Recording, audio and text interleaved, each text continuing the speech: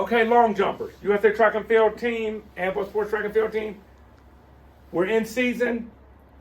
We're going to talk a little bit more about the approach. As I always do in most things, the approach is the thing you want to leave last because you want to get the fundamentals of the throw or the jump down first. Same with the blocks. You want to get the sprint part, your sprinting form right before you get into the blocks. We now are in this approach part. Now, the shorter the approach, the better if you're just getting back into long jumping or if you're starting it, the shorter is better because you're able to control the distance easier and you won't reach peak sprinting.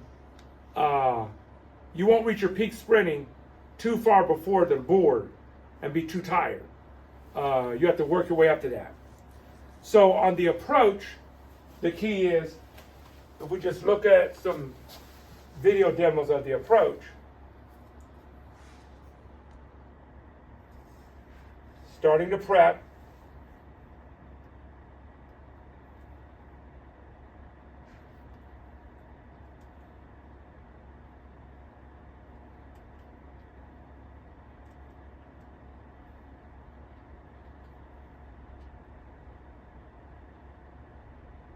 and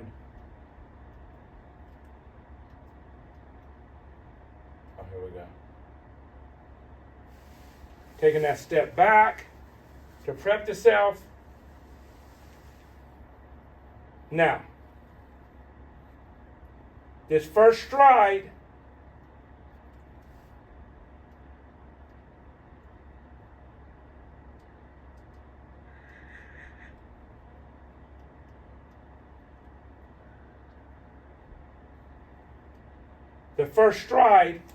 is always the key. So when you prep and you take off, that first stride, you want it to be the same every time. So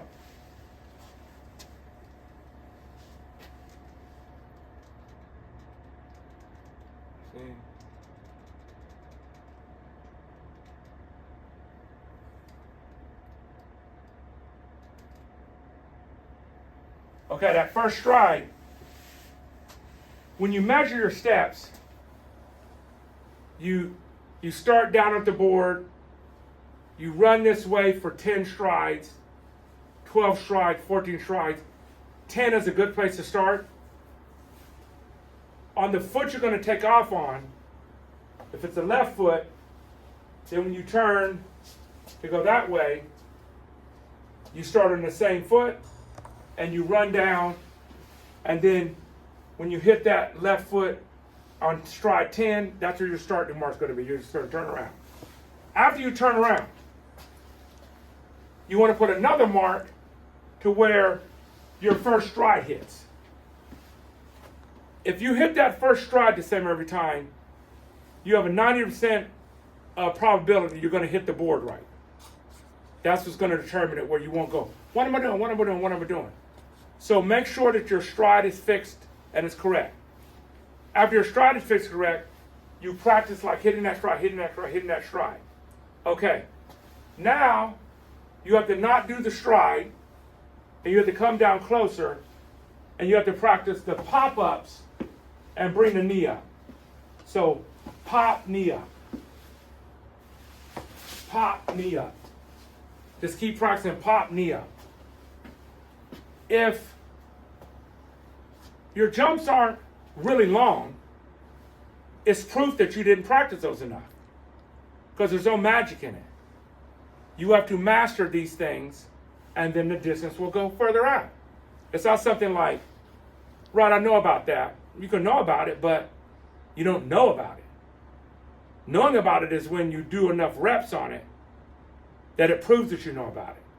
So this right knee driving up and this foot dorsiflexed, not like this, dorsiflexed up, because you're dorsiflexing it like this.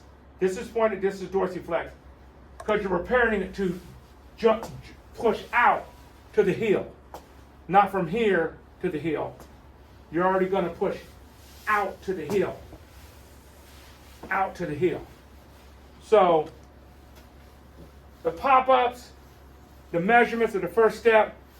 Aggressive first step, building up, halfway down there, really speed it up, and then get your pop-ups in and your pit jumps in.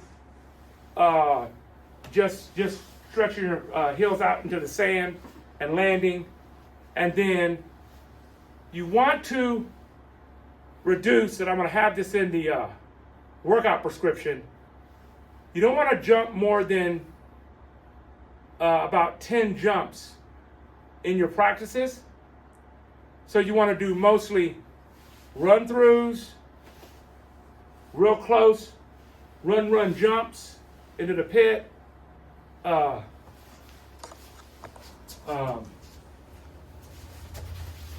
skipping into the pit, just skips into the pit, and then you do about 10 all-out jumps, 7 to 10 all-out jumps down the runway and jumping, because jumping is hard on the body.